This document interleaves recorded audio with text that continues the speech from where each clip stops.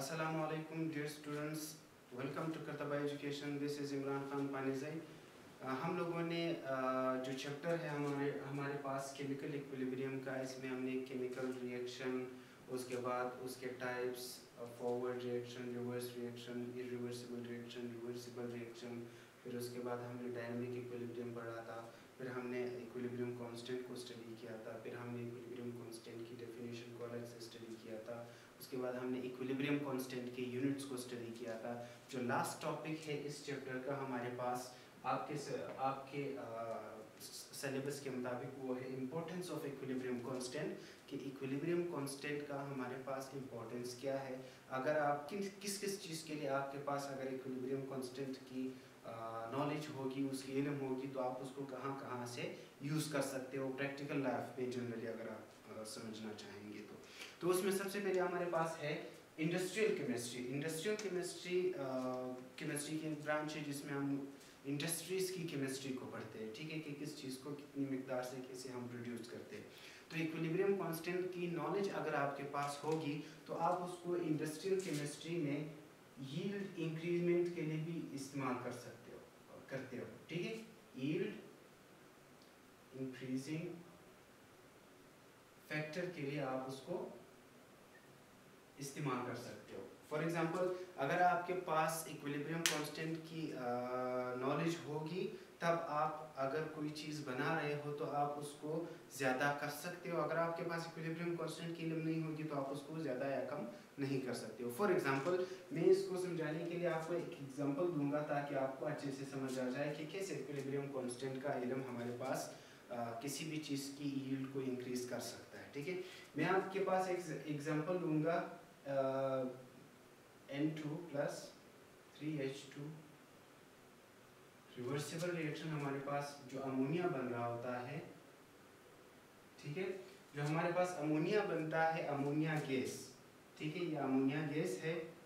अच्छा, ये जो इंडस्ट्रियल केमिस्ट्री है, इक्विलिब्रियम कांस्टेंट जो इम्पोर्टेंट कमर्शियली इम्पोर्टेंट या कमर्शियली मोर यूज्ड जो कंपाउंड्स है, जैसे कि सल्फ्यूरिक एसिड है, नाइट्रिक एसिड है, या फर्टिलाइजर्स वगैरह है, जितने भी ये इस किस्म की जो चीज़ें हैं, इसको हम बड़े बड़े मिकदार में फर्टिलाइजर्स वगैरह को बनाते हैं, तो उसके लिए हम इक्विलिब्रियम कांस्टेंट को मोस्टली ज़्यादातर यूज़ करते हैं। बाकी के लिए भी करते हैं लेकिन उसके लिए थोड़ा ज़्यादा करते हैं, ठीक है। यहाँ पर अब क्या है, यहाँ पर मैंने जो अमोनिया गैस है ये फर्टिलाइजर्स के प्रोडक्शन के लिए इस्तेमाल होता है, उसके प्रिपरेशन में इस्तेमाल होता है। अब जितना आपके पास अमोनिया गैस ज़्यादा होगा, जाहिर सी बात है उतने आप ज़्यादा फर्टिलाइजर्स बनाने के काबिल होंगे, उतने ही आप ज़्यादा मिकदार में फर्टिलाइजर्स बना सकते हो।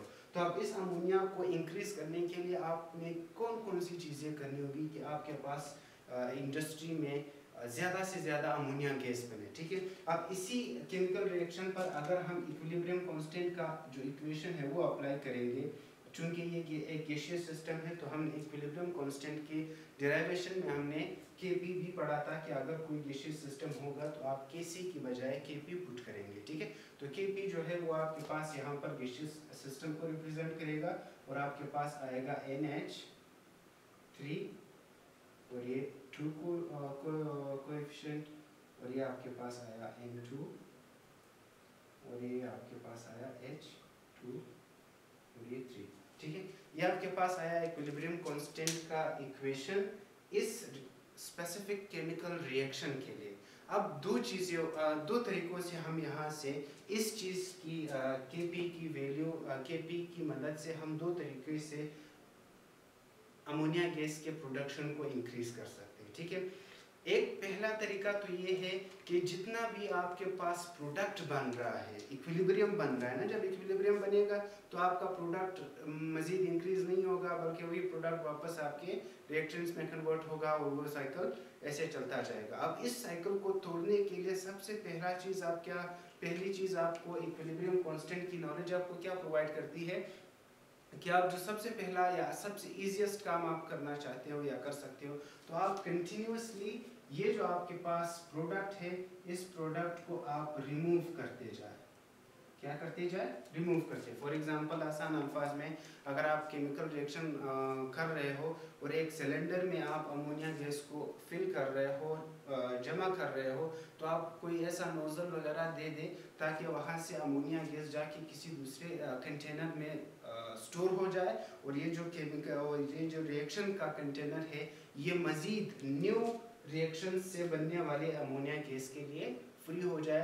तो आपको केपी की वैल्यू की मदद से पता चला कि अगर आप प्रोडक्ट को हटा देंगे, प्रोडक्ट को कम करेंगे, तो आपके पास जो केमिकल रिएक्शन है, जो यील्ड है नॉर्मली किसी भी चीज़ की या इस केस में अमोनिया गैस की, वो इंक्रीज हो जाएगी। ठीक है, removal of product will increase the yield of the desired compound, जो भी कंपाउंड होगा आपके पास। दूसरी चीज़ ये है कि आप रिएक्टेंट्स की मिकदार को उस स्पेसिफिक रेशो के मुताबिक इंक्रीज कर दें। ठीक है, अब आप इसको नहीं रिमूव कर रहे, आप चाहते हैं कि आप नहीं यार मैं इसको रिमूव नहीं कर सकता, तो उसके लिए फिर आप क्या करेंगे, आप कंटिन्यूसली एडिशन करते जाए। क्या करते जाए, कंटिन्यूसली आप एडिशन करते जाएंगे नाइट्रोजन गैस की और हाइड्रोजन गैस की इस रेशो के मुताबिक, इस मिलाप के मुताबिक आप हाइड्रोजन और नाइट्रोजन को जहाँ पर जिस कंटेनर में आप उनसे वहाँ पर रिएक्टेंट्स इंट्रोड्यूस करा रहे हो, उसमें आप कंटिन्यूसली एक नोजल से आपने हाइड्रोजन चढ़ाया हुआ है, एक से आपने नाइट्रोजन चढ़ाया हुआ है, वहाँ से आप नहीं निकाल रहे हो, लेकिन यहाँ से excessive amount of hydrogen and nitrogen आपने उसको लगाया हुआ है रिएक्टेंट्स को, वो रिएक्टेंट्स की मिकदार ज़्यादा हो रही है, कंटिन्यूसली ज़्यादा हो रही है, और ये जो आपके पास प्रोडक्ट है उसकी मिकदार इस रिएक्टेंट्स की मिकदार की बनिस्बत कम पड़ रहा है, तो आपका रिएक्शन हमेशा किस डायरेक्शन में होगा, फॉरवर्ड डायरेक्शन में होगा, और आपके पास इंडस्ट्री में यील्ड इंक्रीजिंग फैक्टर जो है वो केपी की मदद से ज़्यादा हो जाएगा। प्रोडक्ट को रिमूव करो, यील्ड आपकी इंक्रीज हो जाएगी, डिजायर्ड कंपाउंड का अमाउंट ज़्यादा बनना स्टार्ट हो जाएगा, रिएक्टेंट्स की एडिशन करते जाओ, तब भी आपके पास जो डिजायर्ड कंपाउंड है उसकी अमाउंट ज़्यादा होती चली जाएगी। ये इंडस्ट्रियल केमिस्ट्री में आप केपी की या केसी की वैल्यू को कैसे यूज़ कर सकते हो। दूसरी चीज़ जो हमारे पास ये है, दूसरा पॉइंट इसका ये है, दूसरा इंपॉर्टेंस इसका ये है कि इसी इक्विलिब्रियम कांस्टेंट की वैल्यू से आप डायरेक्शन एंड एक्सटेंट मालूम कर सकते हो। क्या कर सकते हो, आप एक डायरेक्शन मालूम कर सकते हो कि कौन सा केमिकल रिएक्शन किस डायरेक्शन में हो रहा है। डायरेक्शन से मुराद जाहिर सी बात है दो ही डायरेक्शन हमारे पास होते हैं। अगर मैं एक जनरल एग्जांपल दूंगा आपको, तो ये A प्लस B हुआ और ये फॉरवर्ड डायरेक्शन हुआ, ठीक है, C प्लस D बना और ये रिवर्स डायरेक्शन हुआ। अब हमें इस इक्विलिब्रियम स्टेज पे पता नहीं चल रहा है, या किसी भी स्टेज पर, किसी भी इक्विलिब्रियम किसी भी स्टेज पर किसी भी केमिकल रिएक्शन का हमें ये पता नहीं चल रहा है कि अब ये केमिकल रिएक्शन फॉरवर्ड डायरेक्शन में हो रहा है या रिवर्स डायरेक्शन में हो रहा है। इस चीज़ का पता लगाने के लिए भी आपके पास अगर इक्विलिब्रियम कांस्टेंट की नॉलेज होगी तो आप इजीली ये चीज़ फाइंड आउट कर सकते हो। लेकिन यहाँ पर इक्विलिब्रियम कांस्टेंट के नॉलेज के होने के साथ साथ आपके पास एक और चीज़ की भी नॉलेज की ज़रूरत होगी जो आपके इस चैप्टर का हिस्सा नहीं है। जनरली थोड़ा सा उसका आइडिया देख ले आप लोग, जिसको हम लोग कहते हैं रिएक्शन कोशेंट।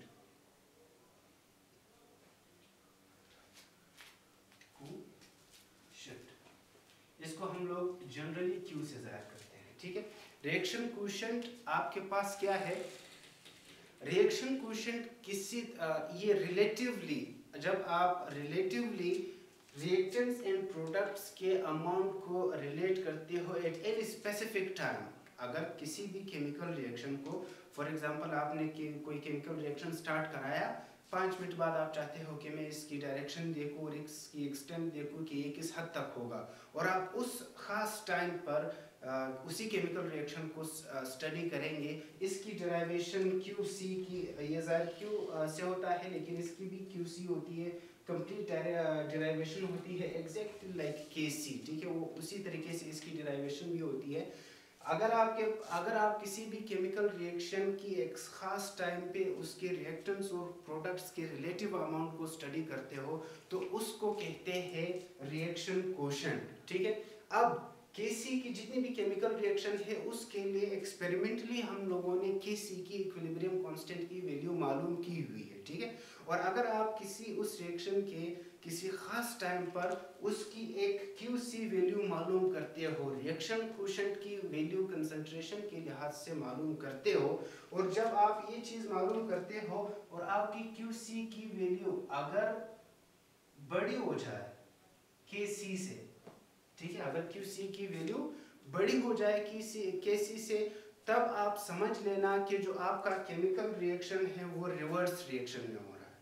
मतलब जो आप केमिकल रिएक्शन है वो फॉरवर्ड रिएक्शन में नहीं हो रहा है, ये जो फॉरवर्ड रिएक्शन है ये नहीं हो रहा, बल्कि इस स्टेज पर आपके इस जग में या जार में या सिलेंडर में जो ये केमिकल रिएक्शन हो रहा है वो इस रिवर्स फेज में हो रहा है, यानी कि उल्टे तरफ से, from right to left direction हो रहा है। और अगर आपकी इसी क्यूसी की वैल्यू, रिएक्शन कोशेंट की वैल्यू छोटी हो जाए केसी से, ठीक है, तो इसका मतलब है कि आपका जो केमिकल रिएक्शन है वो फॉरवर्ड फेज में हो रहा है, रिवर्स फेज में नहीं हो रहा है। इसका मतलब है कि वो लेफ्ट से राइट की तरफ हो रहा है, जिसका मतलब है कि आपके रिएक्शन का डायरेक्शन लेफ्ट से राइट है, in other words forward direction है। और अगर क्यूसी की वैल्यू बड़ी होगी केसी से, इक्विलिब्रियम कांस्टेंट से, तो उसका मतलब होगा कि आपका जो केमिकल रिएक्शन है वो रिवर्स डायरेक्शन में हो रहा है, ठीक है, यानी कि राइट से लेफ्ट में हो रहा है। तो एक्सटेंट और डायरेक्शन ऑफ केमिकल इक्विलिब्रियम केसी अगर आपको मालूम होगा तभी आप उसको रिएक्शन कोशेंट से कंपेयर करा सकेंगे ना। अगर आपके पास केसी की वैल्यू मालूम नहीं होगी, केसी का नॉलेज नहीं होगा, तो आप ये डायरेक्शन और एक्सटेंट मालूम नहीं कर सकते। हाँ, ये अलग बात है कि उसके साथ साथ आपको रिएक्शन कोशेंट की वैल्यू भी मालूम होनी चाहिए, ठीक है। अब यहाँ पर जो तीसरा पॉइंट है वो ये है कि जब आप एक्सपेरिमेंटली केसी की वैल्यू को फाइंड आउट करते हैं और अगर आपके पास केसी की वैल्यू हायर आ जाए, ठीक है, मतलब बहुत बड़ी आ जाए, जब आपके पास केसी की वैल्यू बहुत ज्यादा आएगी तो इसका क्या मतलब हुआ? इसका मतलब ये हुआ कि reaction is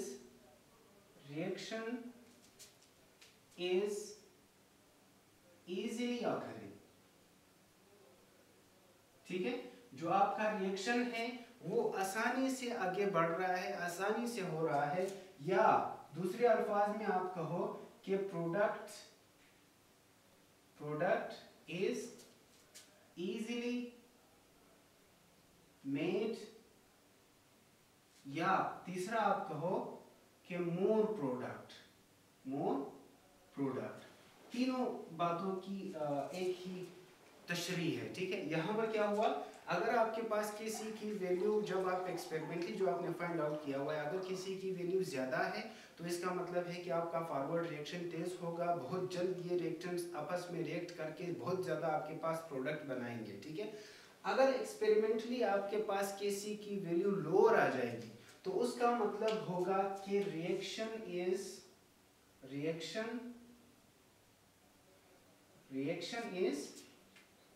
not easily occurring, ठीक है।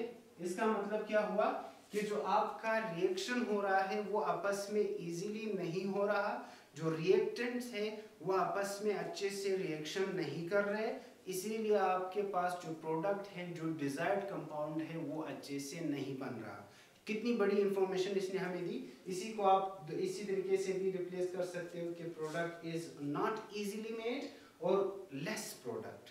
तीनों पॉइंटों को आप इस दूसरे लोअर किसी वैल्यू के लिए भी अप्लाई कर सकते हो। अब अगर आप इस चीज की जांच पड़ताल करें, इस पर थोड़ा सा गौर करें, तो कितनी बड़ी, अगर आप एक्सपेरिमेंटली जनरली आपके पास किसी की वैल्यू लिस्ट आएगा, आपके पास जो लोगों ने, साइंटिस्ट ने ऑलरेडी आपको एक्सपेरिमेंटली प्रूव करके दिया हुआ है, अगर किसी की वैल्यू ज़्यादा होगी तो जाहिर सी बात है प्रोडक्ट रिएक्शन अच्छे से होगा, किसी की वैल्यू कम होगी तो रिएक्शन अच्छे से नहीं होगा, रिएक्टेंट्स फिजिबल नहीं होंगे, अच्छे से आपस में रिएक्शन नहीं कर सकेंगे। इसके बाद जो चौथा पॉइंट है केसी का, जो चौथा पॉइंट है वो है effects on changing the condition upon chemical reaction, ठीक है। ये आपके पास जब आप कंडीशंस को चेंज कर देते हो, ठीक है, कंडीशंस को चेंज करने से मुराद यहाँ पर मैं आपको एग्जांपल अगर देना चाहूँ तो एग्जांपल होगा आपके पास, फॉर एग्जांपल कंडीशन में मैं टेम्परेचर को कंसिडर कर लेता हूँ, ठीक है, क्योंकि टेम्परेचर भी एक खास कंडीशन में ही एक खास कंडीशन को ही रिप्रेजेंट करता है। अगर आप टेम्परेचर को चेंज करेंगे तो किसी केमिकल रिएक्शन में क्या चेंज आएगा ये भी आपके पास इक्विलिब्रियम कांस्टेंट बताएगा। अब अगर आपको याद होगा पिछले लेक्चर में मैंने आपको कहा था कि इक्विलिब्रियम कांस्टेंट Kc, मैंने आपको कहा था Kc डिपेंड्स अपॉन टेम्परेचर, ठीक है, डिपेंड्स अपॉन टेम्परेचर। जो Kc है वो टेम्परेचर पर डिपेंड करेगी। अगर आप टेम्परेचर को चेंज करेंगे तो Kc ज़्यादा और कम होगी, और अगर आप टेम्परेचर को चेंज नहीं करेंगे तो जो Kc है वो अपनी हालत में ही रहेंगी। तो यहाँ पर हमने टेम्परेचर को एज अ कंडीशन कंसीडर किया और हमने टेम्परेचर को अल्टर किया, केमिकल रिएक्शन में चेंज आया, Kc में भी चेंज आया। Kc अगर ज़्यादा होगा तो उसका मतलब है कि ज़्यादा टेम्परेचर पर केमिकल रिएक्शन ज़्यादा हो गया। Kc अगर कम होगा तो इसका मतलब है कि ज़्यादा टेम्परेचर पर Kc जो है वो कम हुआ तो प्रोडक्ट कम बनना स्टार्ट हो जाएगा। तो Kc की मदद से ही हम डिफरेंट कंडीशंस पे डिफरेंट केमिकल रिएक्शंस का ये पता लगा सकते हैं कि वो कौन सा मतलब कि वो ज़्यादा हो रहा है, कम हो रहा है, उस पर पॉजिटिव असरात पा रहा है या उस पर नेगेटिव असर कर रहा है। तो ये हुए आपके पास इम्पोर्टेंस ऑफ इक्विलिब्रियम कांस्टेंट। यहाँ पर आपका जो चैप्टर है इक्विलिब्रियम, केमिकल इक्विलिब्रियम, वो आपका कंप्लीट हो जाता है। आई होप आपको कोई क्वेश्चन नहीं होगा। आपको कोई भी क्वेश्चन होगा तो आप बिला झिझक हमारे नेटवर्क पर पूछ सकते हैं, इंशाल्लाह हम आपको उसका तसल्ली बख्श जवाब दे देंगे। Take very good care of yourself. अल्लाह हाफिज़।